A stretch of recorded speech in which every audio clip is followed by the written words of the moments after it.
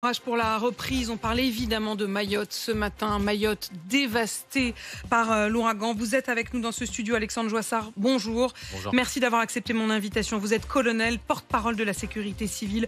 Vos hommes sont les premiers à avoir été sur place à Mayotte. Vous allez nous l'expliquer dans un instant.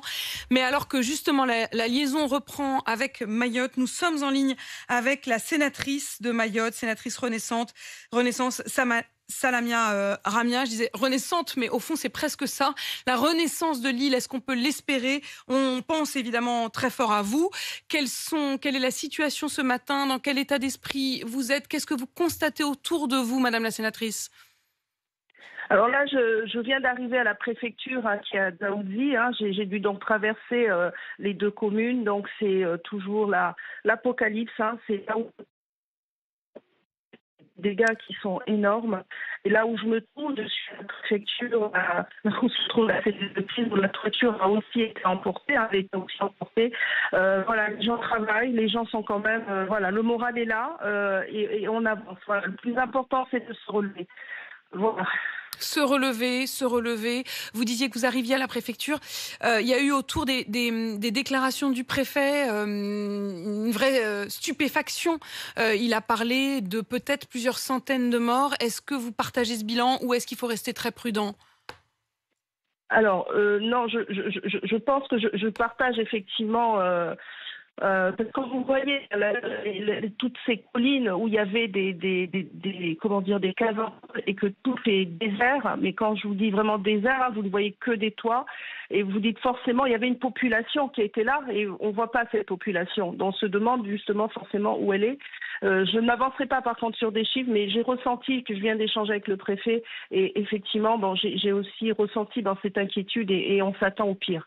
Et on s'attend vraiment au pire parce qu'il y avait une population qui était là et c'est la même chose en Grande Terre. Nous, on est vraiment là où il y a deux communes. Alors, j'imagine même pas de l'autre côté.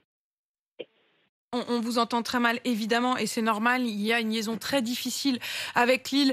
Mais merci de ces premiers mots. Donc, Salamia Ramia, sénatrice Renaissance de Mayotte. J'ai entendu le mot que vous avez prononcé, le mot d'apocalypse. Et puis, cette très grande inquiétude sur ces images où on ne voit plus, en quelque sorte, traces humaines, des déserts à la place de ceux qui étaient des bidonvilles.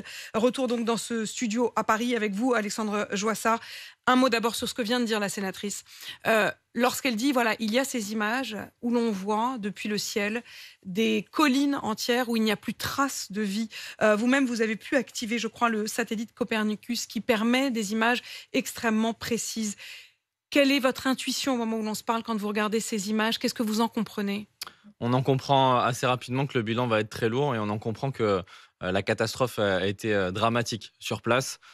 Nous avions utilisé des drones, également une reconnaissance hélicoptère, et il a été appuyé par Copernicus. L'intérêt de Copernicus, c'est de dézoomer, c'est d'avoir l'intégralité de l'île, et vous n'avez pas que des éléments partiels, et ça c'est très important. Avec une image très précise. Exactement, donc ça nous a permis d'avoir des éléments pour confirmer un éventuel bilan important, mais aussi de découvrir des zones qui nous permettent de développer les futurs hôpitaux de campagne, aussi de voir quels étaient les axes à remettre rapidement en service. Et c'est aussi pour cela que la sénatrice a pu rejoindre la préfecture ce matin. C'est parce que les axes ont été réouverts, notamment sur les 24 dernières heures, par les équipes de la sécurité civile. Et par vos hommes, donc, vous aviez envoyé en anticipation 150 hommes qui sont arrivés donc juste avant le désastre.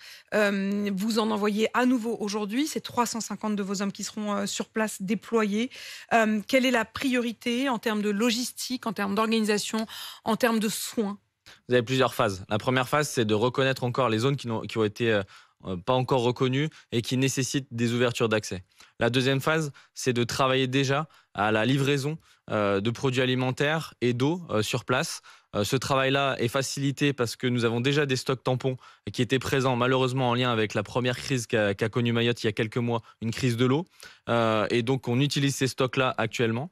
Et il y a un travail d'anticipation, d'organisation, de coordination des prochains moyens qui arrivent. Vous avez parlé de 350 personnels, on va monter à 800 dans les 48-72 heures. Ça, c'est pour la partie sécurité civile. On a aussi des renforts qui viennent sur la partie sécurité, sur la partie santé. Et justement, cette coordination nécessite que sur la cellule interministérielle de crise, qui se réunit 2 fois par jour, On échange entre ministères, on échange entre directions générales. D'ailleurs, il y a 3 directeurs généraux qui ont pris l'avion, qui arrivent ce matin à La Réunion avec nos équipes. C'est pour coordonner, s'organiser sur place. Et d'ailleurs, le ministre de l'Intérieur, Bruno Retailleau, est parti sur place. Vous avez dit 2 points. Vous avez dit ils sont en renfort sur les questions de sécurité et de santé. Santé d'abord, l'eau, les hôpitaux. On sait que les hôpitaux ont été extrêmement durement touchés. Où soigner les blessés? Oui, tout à fait. D'ailleurs, l'hôpital principal, puisque le deuxième est plutôt un dispensaire. Donc, l'hôpital principal a été fortement impacté.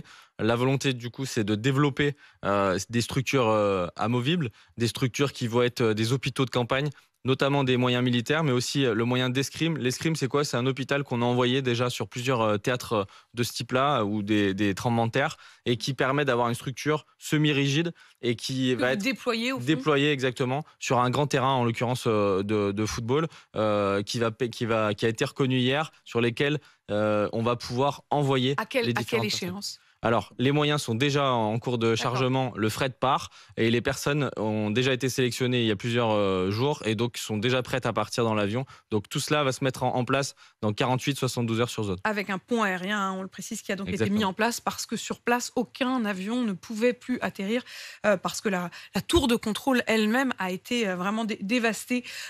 Sur la question de la santé, encore un mot, sur les épidémies. Il y a eu une épidémie de choléra sur l'île cette année. Est-ce qu'il y a un risque sanitaire que ça ne reprenne?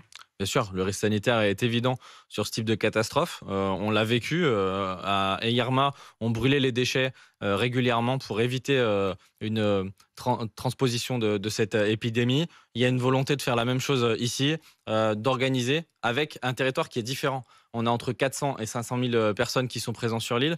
Donc l'épidémie était déjà existante avant la crise. Donc on a conscience de ce sujet-là. Et c'est d'ailleurs un élément, une thématique qui est abordée en réunion. Colonel, c'est votre métier. Votre métier, c'est de vous occuper des catastrophes, de gérer ces risques-là. Vous en avez l'habitude, vous avez des points de comparaison. Comment est-ce que vous jugez cette catastrophe à Mayotte par rapport à ce que vous connaissez des risques? Justement, sur un comparatif, on fait souvent le comparatif avec Irma, qui était l'ouragan le plus fort enregistré de l'histoire, mais on n'était pas sur le même territoire. On avait moins de structures précaires que ce qu'on a ici. On avait une île qui n'était pas coupée en 2 parties. Là, avec Grande Terre, Petite Terre, vous avez 4 barges qui sont indisponibles actuellement. Donc, on a difficulté de passer d'un secteur à un autre. Donc, je vous dirais que la situation est dramatique sur place. Ça, c'est une évidence. Qu'en termes d'organisation et de coordination, on est face à un défi qu'on n'a jamais connu. Ce transport aussi aérien dont on a parlé, ce pont aérien, est nécessaire, et il est d'autant plus nécessaire que par voie maritime, si je fais encore la comparaison avec Irma, on avait une journée entre Pointe-à-Pitre et Saint-Martin. Là, on est entre La Réunion et Mayotte, 3 jours de bateau. Donc heureusement d'ailleurs que l'aéroport est encore dans les conditions praticables. On a envoyé des experts pour rendre cet aéroport le plus rapidement opérationnel. On a nos moyens de sécurité civile, les Dash, qui servaient notamment à éteindre les feux de forêt à La Réunion, qui ont été changés dans du capacitaire pour envoyer des moyens et des personnels. Donc ça, c'est quelque chose qui est un vrai point fort aujourd'hui. Mobilisation générale. Cette mobilisation, elle a commencé avant le cyclone. Générale. C'est d'ailleurs pour ça qu'on a envoyé du monde avant le cyclone. On a travaillé durant les 72 heures avant le cyclone sur le scénario du pire et comment s'organiser au mieux. Et aujourd'hui, ça nous permet d'avoir un coup d'avance sur les différentes réactions. Mais par contre, très clairement, au vu du drame qu'on a, on a un challenge, un défi très important pour pouvoir aider un maximum de population dans les prochaines heures, les prochains jours, parce que là, c'est décisif sur les 48-72 heures. Merci beaucoup d'être venu ce matin au cœur effectivement de ces journées où vous alternez les réunions de crise et les échanges avec vos équipes sur place. Colonel Alexandre Joissard, porte-parole donc de la sécurité civile, merci à vous.